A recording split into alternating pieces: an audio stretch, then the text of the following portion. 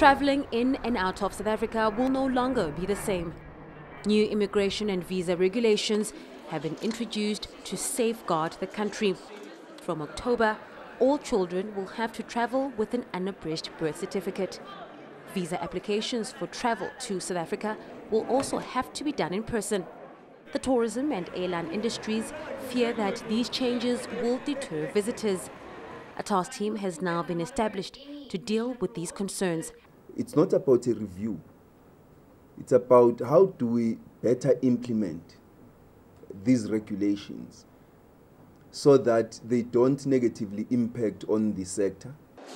Industry players hope the team will produce outcomes fast. To ensure that we bring global best practices to bear in the implementation front, we will also work together to ensure we have clarity in communication. We make sure that South African offices overseas have people that are eminently informed so that any tourist who walks in, they're not giving different information about how to travel to South Africa.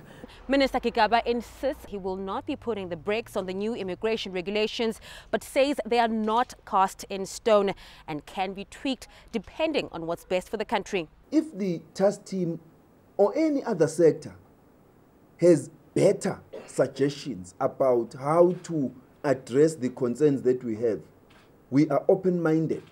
We will entertain those.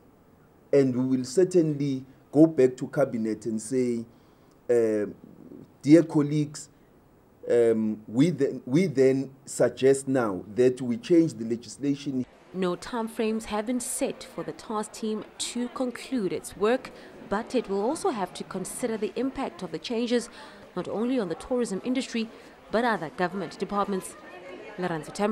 Pretoria.